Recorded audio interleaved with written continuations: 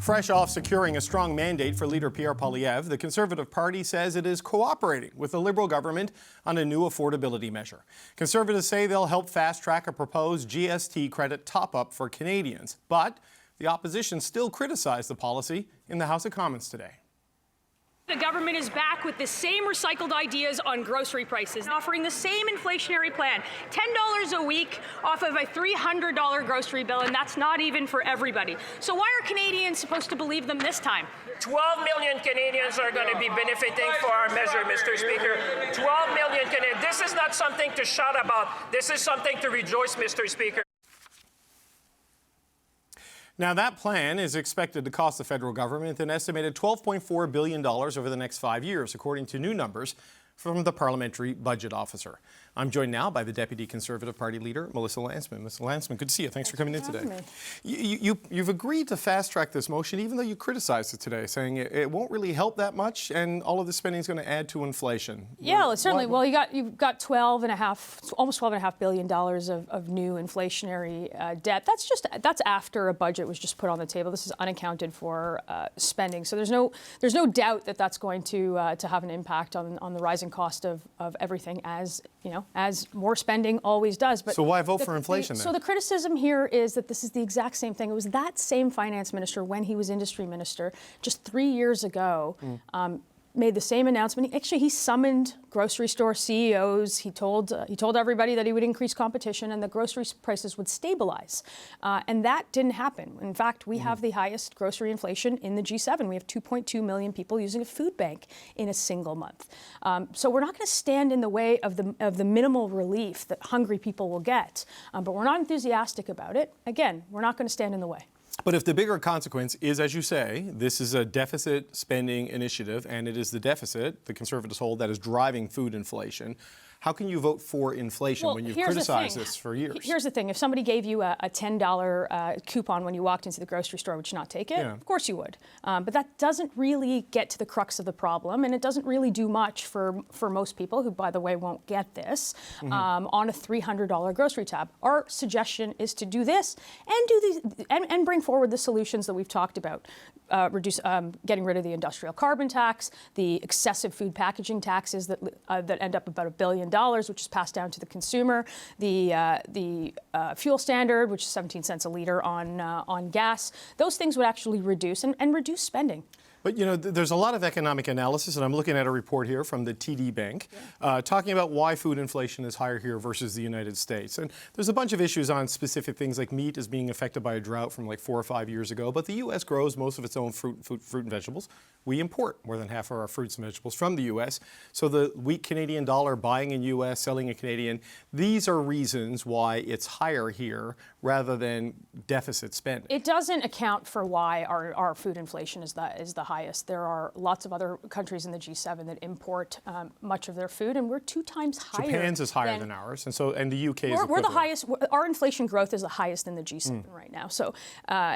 It doesn't really account for why we are half, or why ours is double the U.S. Like, we've got enough food to feed ourselves and feed the world. We've got some farmers, we've got smart people. I think we're squandering our potential and our resources, and we want to bring solutions to the table. We've done that. We're going to do that tomorrow again with a motion in the House, and we hope that the government will take some of this and start to look at the factors that will reduce food costs in this country. Right. I mean, the analysis from TD Bank and others, though, is like the blame for the government in food inflation over the past year would be the 25% retaliatory tariffs on the U.S. Those affected things coming in.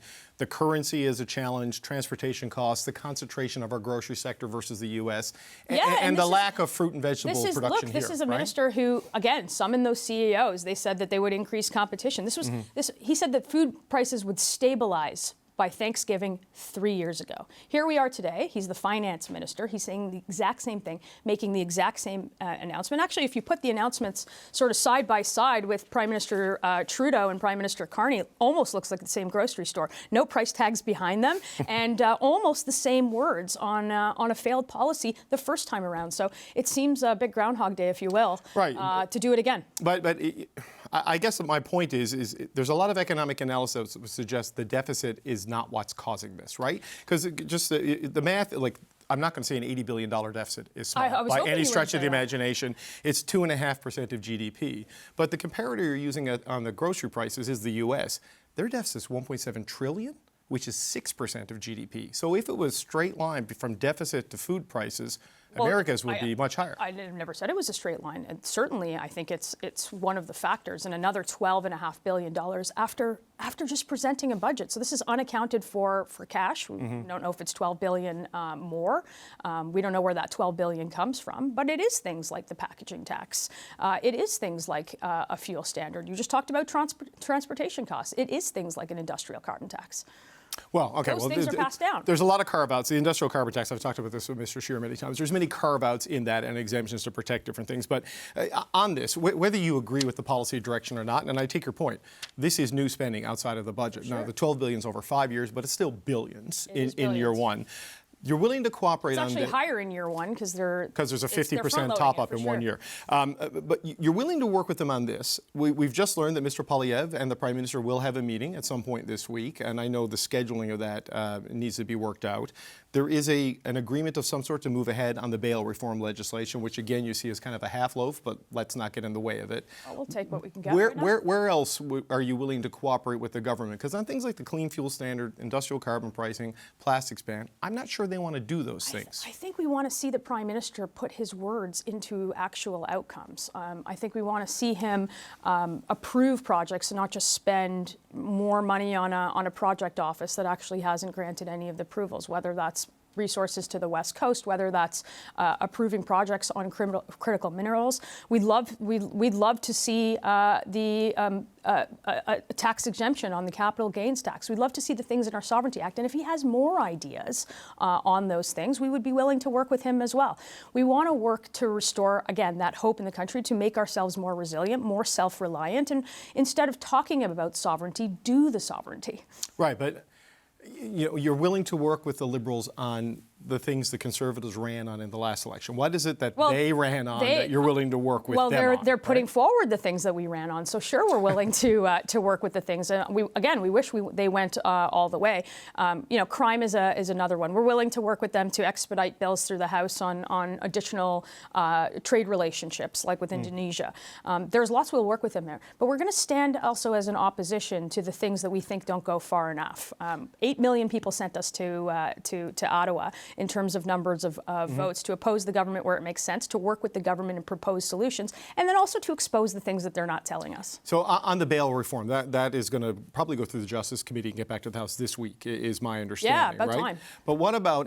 We tried about 14 times before. Well, but there were other issues with the hate legislation that they're bringing in, because of concerns in your party about criminalizing religious speech and scriptures, which the Liberals insist it will not do. But where does that particular piece of legislation go? Because this is something that certain vulnerable groups do want to see movement on. I mean, how do you compromise on that one? Well, we've seen lots of groups come out against it. Criminalizing speech and criminalizing religious scripture isn't going to keep Canadians safe. In fact, restricting freedom isn't going to bring you more freedom. And the very people that I think are putting forward that legislation are going to be the arbiters of what hate is. We were willing to work with the government. In fact, before they made that deal with the Bloc to include this problematic provision, we were going through amendments. It was a bill that we could see going forward on criminalizing the hate marches in our streets, and they decided to make a deal on something entirely different. So we're going to oppose that and hope we get back to a bill that will actually protect communities rather than criminalize. But there's no path forward on that one as well, they've decided right now. We've asked a million times over, and by a million I mean 14 times over, at committee to bring forward the bail legislation. This has been an issue that we've heard about in our communities for years and years and years, where repeat violent offenders are turned out on the street at the cost of victims being re-victimized. So yeah, we want to get that through. And while I don't think it goes necessarily far enough by killing Bill C-75 or C-5, it is a step in the right direction, and it will make sure that repeat violent offenders are behind bars where they belong. Okay, so your leader will meet with the Prime Minister this week, something that can happen because of the 87.4% of the vote that he got on Friday night, right? The resounding endorsement and support from the party. You look at the broader ecosystem, though, right? The Conservative Party, the data would suggest from the vote and public opinion polling, clearly with Mr. Poilievre. The accessible vote for Conservatives, despite the 8.1 million you got in the election. There is a growing challenge there that his own personal negatives are not great, and the gap between him and Mr. Carney is pretty large. What does he need to do? What do you need to do as a party to get back to the point where the leader, who is going to have another chance at this, gets back to being competitive and viable with the Prime Minister? Well, look, I think our job is to go there to Parliament, first of all, to be the effective opposition and a government in waiting, provide hope to the millions of Canadians that sent us there, the young families that want a roof over their head, put affordable food on the table, the seniors who have worked their entire lives and are lining up at food banks, the victims of crime who see repeat violent offenders again churned out on the streets. That's who we're going to speak to. We're going to speak to those very issues that, by the way, have gotten worse and not better since the election. So that's what we'll continue to do, and we've got a great team to do it, including with Mr. Poilievre at the helm, who, again, got a resounding endorsement from our party, and we're excited to go forward. But the shift to hope, as was outlined in the signs that people were holding up Friday night in Calgary from Canada is broken, it's a pretty dramatic shift for Mr. Poilievre. Is that a recognition that the negativity and the pugilism style was just too much? Because that's what's showing up in some of the data. So I think hope was always, was always part of the message. All of those people that showed up at the rallies who, watched Mr. Poilievre in their cars when they had lost their homes or when they had lost their jobs, it was always a message of hope that he would do something to change that. And what we've seen from Mr. Carney, again, is like running up the word count, lots of speeches, and no outcomes for any of those people.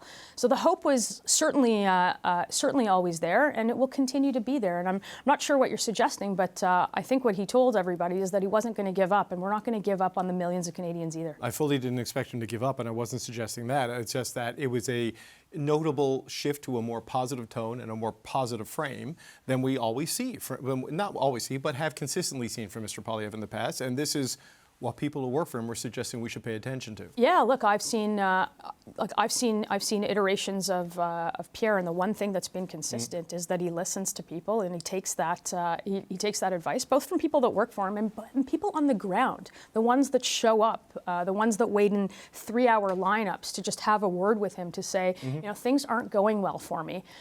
He listens to that, takes the advice, and then we create policy as a team around it to fix it. One last thing. Your party has pointed to the separatist movements in Quebec and in Alberta as something that is maybe a Liberal problem, a Liberal creation, and certainly something for the Liberals to address. But national unity, all national leaders need to address that. I mean, obviously the Prime Minister can't outsource it, but there is a role for you, Mr. Poilievre, the Conservative Party. I mean, how do you, as a party and a caucus, plan to approach these challenges? Well, as a party, I don't think you can alienate Alberta in terms of its resource sector. I don't think you can alienate Quebec in terms of its provincial autonomy. Actually, both of those things are right. And what we are saying is that these crises come up to a boiling level when there's a Liberal government in town. And that's just the reality of what's happening. And we understand all of that. We understand the feeling on the ground from those in Quebec and those in Alberta. But the answer to separation is to create a more resilient, more reliant, more sovereign country that benefits everybody. Right, but the Bloc and the Reform Party were founded and created when Brian Mulroney was Prime Minister. Like it is part of a continuum in the country, regional alienation. Well, we're seeing right? we're seeing that alienation take hold in protests in the streets with actual movements coming forward, and it happens when there's a Liberal Prime Minister. That's just the fact. Okay. Conservative Deputy Leader Melissa Lantsman, appreciate the time. Thanks for coming in.